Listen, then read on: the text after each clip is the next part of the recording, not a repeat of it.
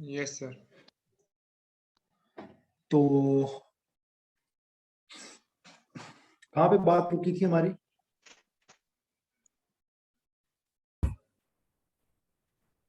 Sir example number 2। हम्म, sir example number 2 पे थे हम। हाँ। तो ये दोनों पॉइंट, ये दोनों प्लेन एक दूसरे को इंटरसेक्ट कर रहे हैं, ये दोनों प्लेन इंटरसेक्ट कर रहे हैं, लेकिन ये जो पैरेलल प्लेन्स हैं ये एक दूसरे को इंटरसेक्ट नहीं कर रहे। तो this is called no solution. तीनों प्लेन्स को एक पॉइंट से कम एक पॉइंट से पास करना लाजमी है। तीनों पॉइंट्स को एक प्लेन से एक पॉइंट से पास करना लाजमी है। ठीक है, ठीक है या नहीं?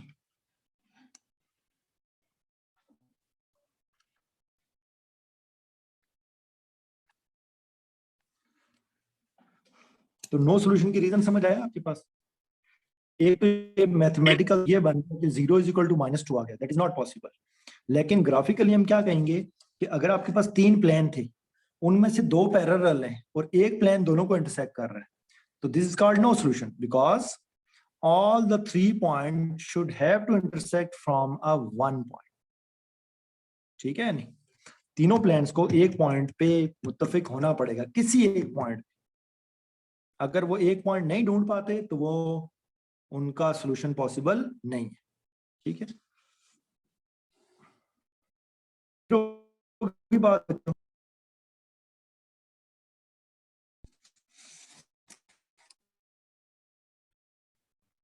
अब हम एक और एग्जांपल करते हैं।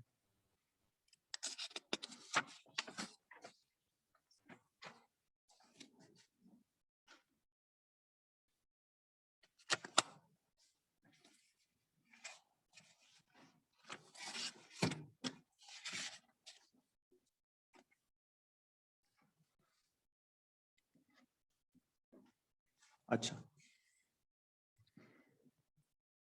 2 एग्जांपल मैंने करवा दिए हैं। कौन कौन सी? एक में यूनिक, एक में आपके पास नो सॉल्यूशन आया, और नो सॉल्यूशन की जस्टिफिकेशन भी मैंने आपको दी है with the help of matrices भी और ग्राफिकली भी।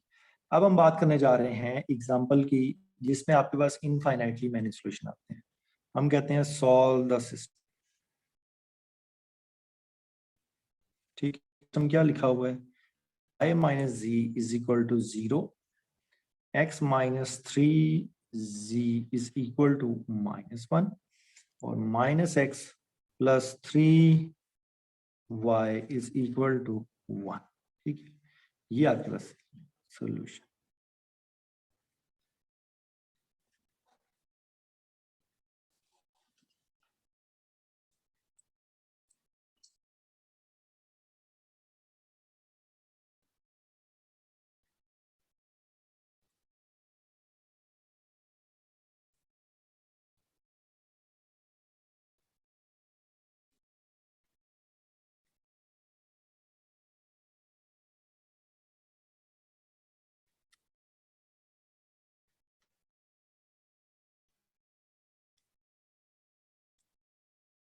अच्छा, अब इसका सोल्यूशन निकालते हैं। सबसे पहले मैट्रिक्स क्या बन जाएगी इसकी आर्गुमेंटेड मैट्रिक्स?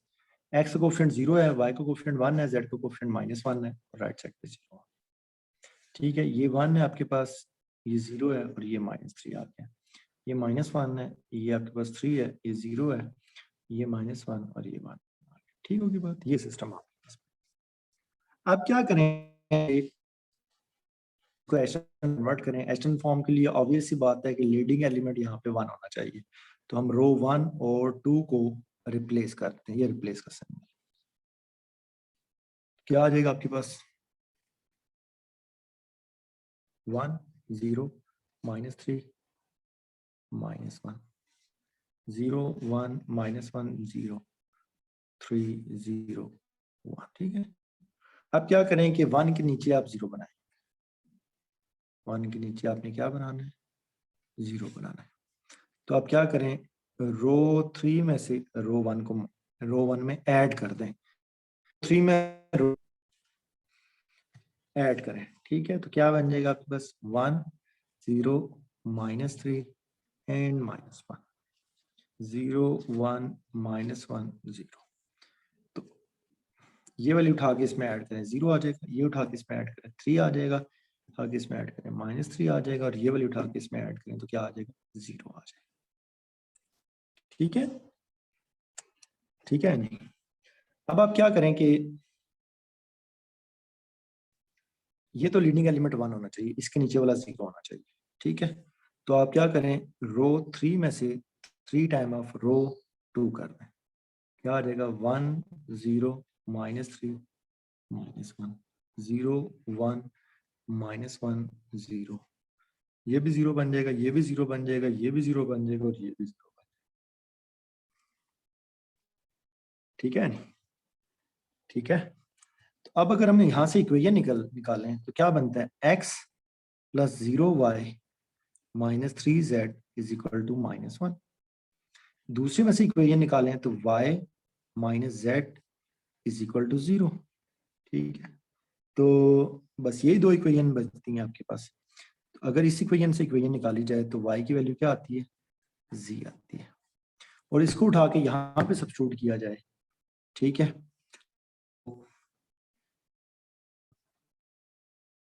14 1, तो क्या मिलेगा आपके पास, x -3 टाइम ऑफ z, तो z में ही है, पुट कर क्या करना है, तो x = 3z - 1, इसको पुट करने की जरूरत ही नहीं। ठीक है, यहां से आपके पास ये बन जाएगा, और यहां से एक ये x की वैल्यू भी मिल गई है, y की वैल्यू भी मिल गया, और z को आप क्या रख लो, लेट कर लो। देखिए x भी इन टर्म ऑफ z में आ रहे हैं, y भी इन टर्म ऑफ z में आ रहे हैं। ठीक है, तो हमारे पास सोल्यूशन क्या था वैसे देखा जाए तो,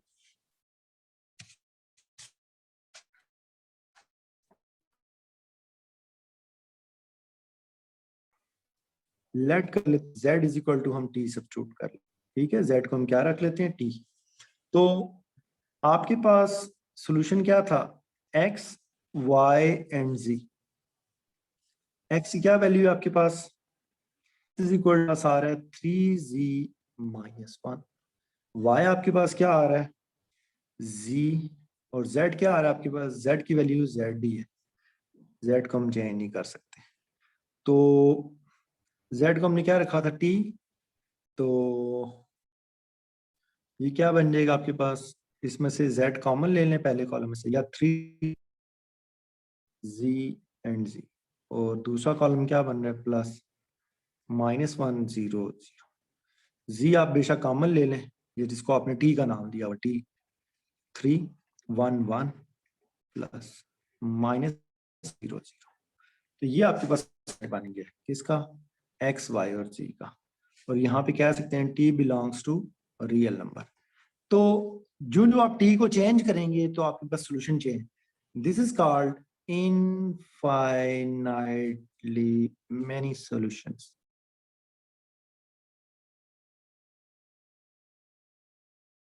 ये क्या होगा, मेनी सॉल्यूशंस, क्यों, क्योंकि पास फ्री वेरिएबल आ गया। जब भी एक फ्री वेरिएबल होगा तो वेरिएबल तो चेंज होता रहेगा, वेरिएबल चेंज होगा आपके पास सोल्यूशन चेंज होते जाएंगे, और वेरिएबल कितना चेंज हो सकता है, क्योंकि वो रियल नंबर को बिलोंग कर रहा है तो इनफाइनाइट टाइम वो चेंज हो सकता है। ठीक, ये तो बात होगी। अब इसका ग्राफिकल रिप्रेजेंटेशन क्या है, एक ये आपके पास प्लान,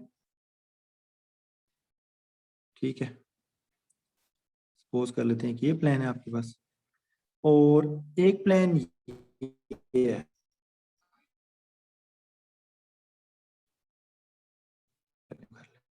इसी के ऊपर एक प्लान, जैसे पेज के ऊपर पेज नहीं पड़ा होता तो कितनी जगह से दूसरा पेज उसको टच कर रहा होता है, ये पेज नेक्स्ट पेज के ऊपर पड़ा हुआ है तो कितनी जगह से उसको टच करेगा, इनफाइनाइट। ठीक है ना, इनफाइनाइट पोजीशन टच करेगा। लेकिन ये तो दो प्लान हो गए, ये प्लान है और दूसरा प्लान कौन सा हो गया, ये। बात तीसरे प्लान पे आती है, वो क्या करता है, अब जब तीसरा प्लान इसको कट करेगा, फॉर एग्जाम्पल वो ऐसे पास कर रहा है,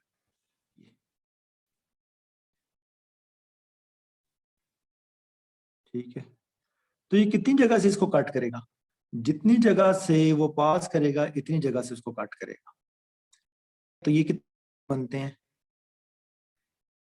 कितने, आपने बचपन में सिपारा तो पढ़ा हुआ है, सबने सिपारा पढ़ा हुआ है, तो आप एक रेल यूज कर, अगर आपको याद हो तो कुरान पाक के लिए रखने के लिए ना यूं करके एक रेल यूज,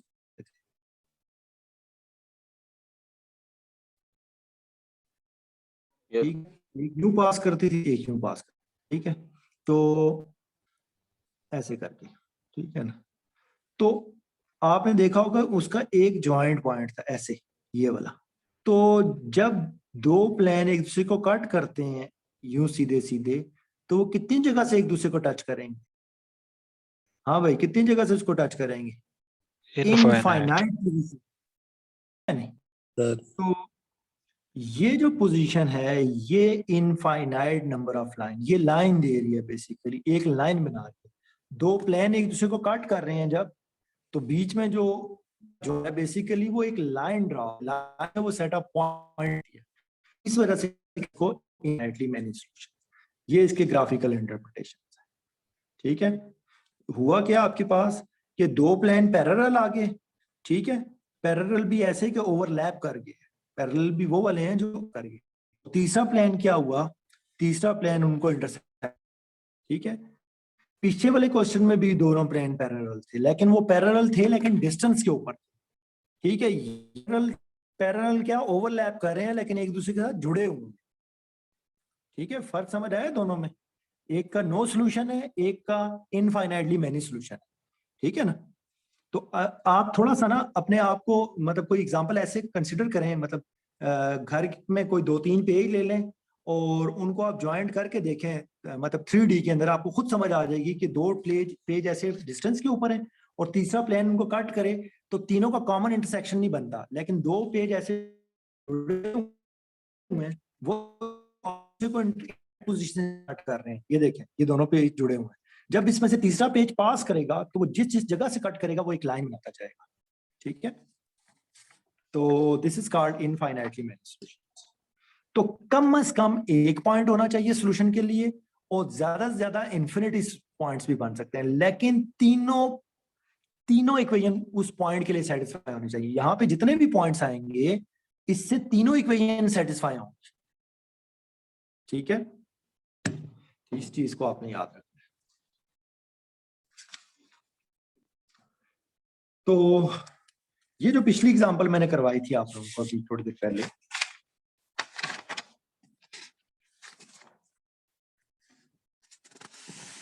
ये जो एग्जांपल थी इसमें क्या प्रॉब्लम थी? प्रॉब्लम ये था इसमें कि 0 is equal to -2, this is called, अगर 0 इज इक्वल टू -2 आ गया तो दिस इज कॉल्ड इनकंसिस्टेंट।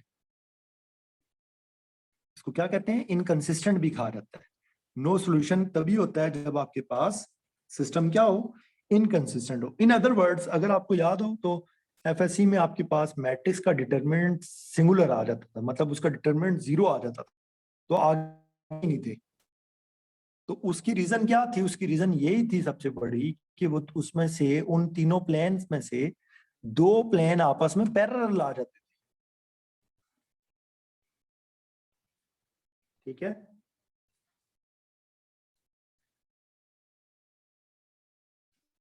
इधर ये हो कहीं चले गए सारे बच्चे?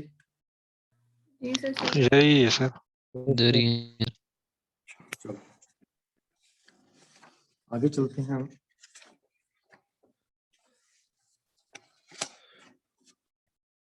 तो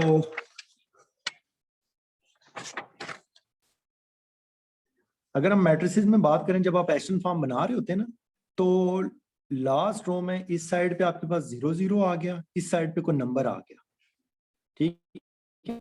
अगर तो नंबर ए इक्वल टू 0 होगा, ये सिस्टम क्या हो जाएगा? System consistent. अदरवाइज अगर ए, if a is not equal to 0, then system is inconsistent. याद रहेगा या नहीं? अगर इज इक्वल टू 0 आ जाए तो सिस्टम क्या रहेगा? मतलब 0 इज इक्वल टू 0 आ जाए, इक्वेशन लेफ्ट हैंड साइड और राइट हैंड साइड बैलेंस हो जाए, लेकिन not equal to 0, for example इधर 2 आया है, इधर 0 आ गया है, 2 इज इक्वल टू 0 पॉसिबल है नहीं, तो वो सिस्टम इनकंसिस्टेंट हो जाएगा। तो इस चीज को अपने जहन में रखना, इसी की बेस पे आगे हम एक क्वेश्चन करते हैं, ठीक है। ये तब करना है जब आप after converting into the echelon form, after converting into the echelon we get this. अच्छा, अब इससे रिलेटेड हम एक दो प्रॉब्लम करते हैं। एग्जांपल ये लिखी हुई है आपके पास कि for which value of k does the given system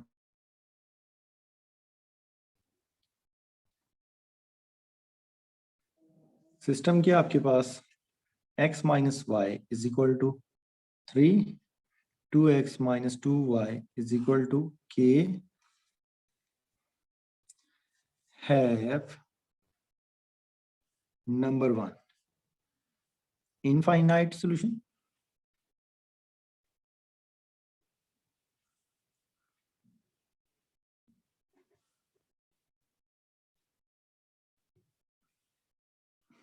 number 2 no solution, number 3 a unique solution.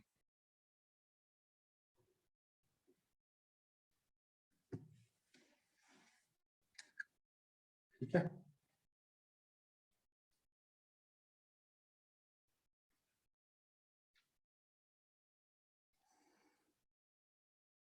ठीक है। तो इसको हम स्टार्ट कर लेते हैं।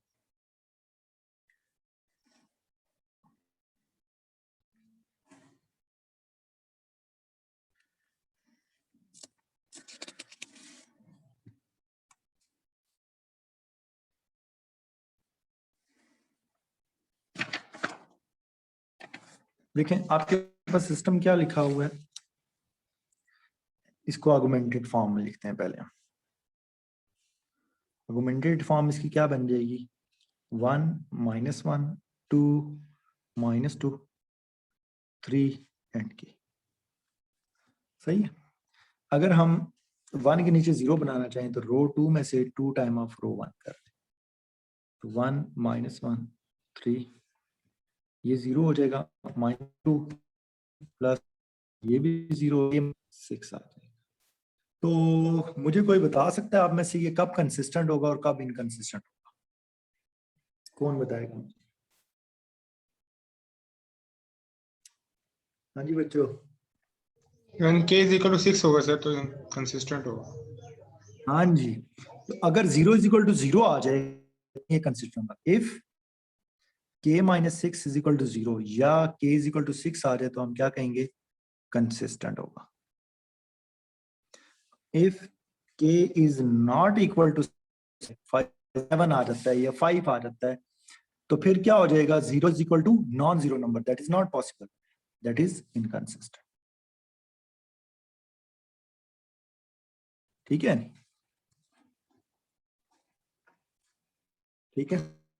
और ये अगर कंसिस्टेंट होगा तो ये कितने सॉल्यूशन देगा, कोई ये भी बता सकता है कितने सॉल्यूशन देगा, ये यूनिक देगा या इनफाइनाइट सॉल्यूशन देगा? इन इक्वेशन को देख के जज कर सकते हैं आप। अगर ये कंसिस्टेंट हो आएगी तो सर यूनिक ही कंसिस्टेंट होगा। होगा। इनफाइनाइट दोनों इक्वेशन एक जैसी बन जाएंगी भाई। देखो ना, k की वैल्यू 6 आएगी तो पहली इक्वेशन दूसरी का मल्टीपल नहीं है। Yes sir. यस सर, दोनों एक इक्वेशन है बिल्कुल। अगर दोनों एग्जैक्टली एक ही इनफाइनाइट। या एक दूसरे की मल्टीपल तो वो हमेशा इनफाइनाइट सॉल्यूशन है। ठीक है, और ये इनफाइनाइटली मैनी सॉल्यूशंस हैं। ठीक है, तो इस चीज को आपने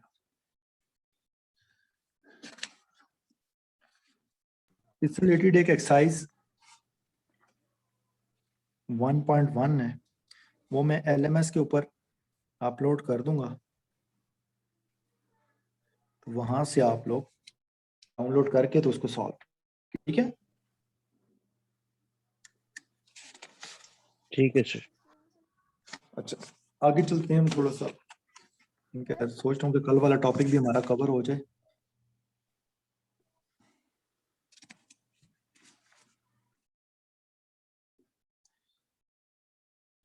अच्छा,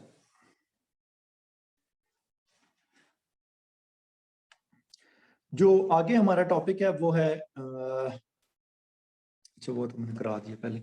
एक तो यही था आपके पास, इसमें एक्सरसाइज एक और भी एक्सरसाइज 1.2 भी है। एक तो गॉस एलिमिनेशन मेथड है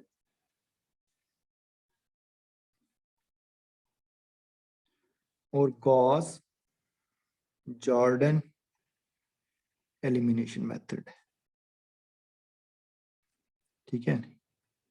तो आप लोगों ने करना ये है, देखें हमने दो चीजें लर्न करनी है।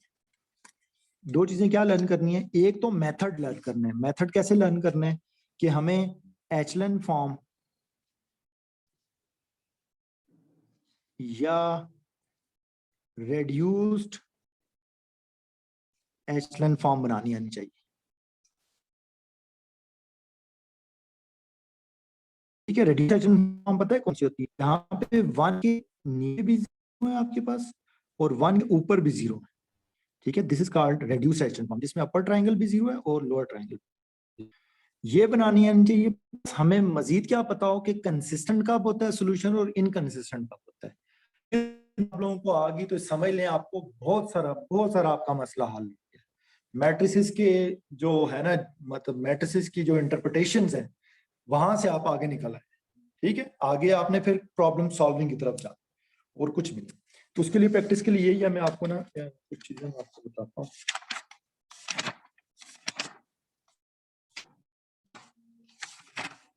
ये इस पेज का स्क्रीनशॉट आप ले लें, सिर्फ इसको प्रैक्टिस करने के लिए। नजर आ रहा है आप सबको? Yes sir. इसका स्क्रीनशॉट ले लें, इसको आप प्रैक्टिस कीजिएगा रो एचलन फॉर्म से या रिड्यूस रो एचलन फॉर्म, ठीक है।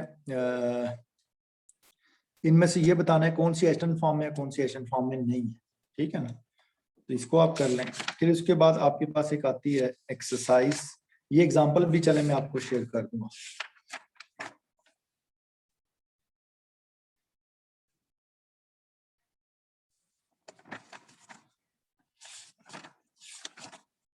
एक्सरसाइज 1.2 आती है, इसको भी आपने प्रैक्टिस करनी है। एक बात याद रख लें, अभी तक हमने क्या किया है? नॉन होमोजीनियस सिस्टम किया था, ऐसा ही है। अभी तक हमने क्या किया था? Non homogeneous system. एक बात मेरी याद रख लें, अगर हम होमोजीनियस सिस्टम पे आते हैं, होमोजीनियस में ये कंसेप्ट ही खत्म हो जाता है कि उसका सोल्यूशन नहीं आएगा। उसका सोल्यूशन हमेशा आता है, ठीक है। A X is equal to 0, B नहीं होगा, वो 0 होगा। इसका सोल्यूशन लाजमी आएगा, या तो ट्रिवियल सोल्यूशन आएगा, ट्रिवियल क्या आएगा? एक्स और जेड की वैल्यूज क्या आएंगी? या तो आएंगी वो 0 0 0, दिस इज कॉल्ड यूनिक और ट्रिवियल, या फिर क्या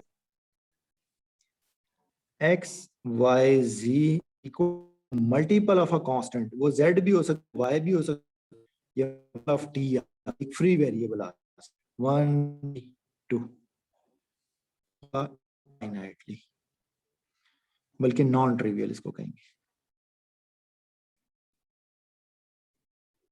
ठीक है। This is called non trivial solution और दिस इज कॉल्ड यूनिक या ट्रिवियल सोल्यूशन। इसको नॉन ट्रिवियल या इनफाइनाइटली मैनी सॉल्यूशंस कहेंगे, ठीक है बच्चों, याद रहेंगी ये चीजें। तो आपने एक्सरसाइज 1.1 और 1.2 ये मैं आपको एलएमएस के ऊपर अपलोड कर दूंगा, ताकि आप वहां से ना उसको डाउनलोड करके तो ये चीजें आप देख सकें, ठीक है। तो ये चीजें आप लोगों ने लास्ट में करनी, और कोशिश कीजिएगा कि लेक्चर नोट्स पहले सुन लें और फिर इसको सॉल्व करने बैठें, ताकि आप इसको इजीली सॉल्व, ठीक है। Okay sir. किसी का कोई क्वेश्चन है तो वो पूछ सकता है।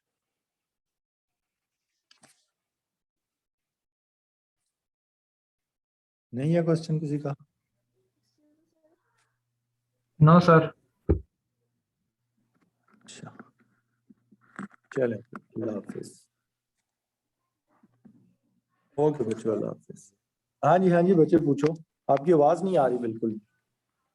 सर ये आपने जो भी 2 रोज में क्वेश्चन करवाया पिछला, हम्म। इसके अंदर हम लोगों ने लीडिंग वैल्यू देखनी होती कि जो हमारा वो उसको हमने 1 बनाना है, क्योंकि उस पे नीचे तो 3 वो ट्रायंगल्स वाला तो नहीं बनेगा ना, 0 तो नहीं बनेंगे तीनों, नीचे वाली रो ही नहीं है लास्ट। दोबारा बताएं आप किसकी बात कर रहे हैं यहाँ पे?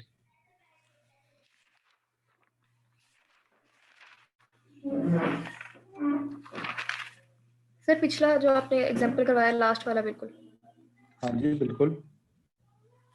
सर उसके अंदर हमारे पास ये लो ट्रायंगल तो नहीं बनेगा ना, ये ऊपर जो इक्वल टू 6 जहाँ पे लिखा हुआ है, लो हाँ हमें इसमें इसको इक्विवेलेंट फॉर्म के लिए। लोअर ट्रायंगल इसको कहते हैं, ये वाली। अगर 2 हाँ बाई जी 2 सर। का हो तो ये लोअर ट्रायंगल बन जाता है और ये अपर ट्रायंगल बन जाता सर कौन सा नजर नहीं आ रहा पेज? है। ये इसमें इसको लोअर ट्रायंगल कहते हैं और इसको अपर ट्रायंगल कहते हैं। ठीक है सर। ठीक है नहीं? तो 0 एक एलिमेंट जो तो वो भी लोअर ट्रायंगल होती है। बस 2 बाई 2 में क्या बनेगा, ये डायगोनल है, ये लोअर ट्रायंगल है, ये अपर ट्रायंगल है, तो इसको भी 0 बनाना होता है। ठीक है, बेशक बेशक 2 बाई 2 का हो, 4 बाई 4 का हो, 6 बाई 6 का हो, 10 बाई 10, जितने मर्जी बड़ा होगा, आपने लोअर ट्रायंगल। तो ये विद द हेल्प ऑफ, मैं आपको ना मैट लैब में भी आप लोगों को काफी सारी चीजें बता दूंगा ताकि आप लोग काफी सारी चीजें अंडरस्टैंड कर जाएं। ठीक है, चलें बच्चों, याशी करो फिर आप लोग। सी यू।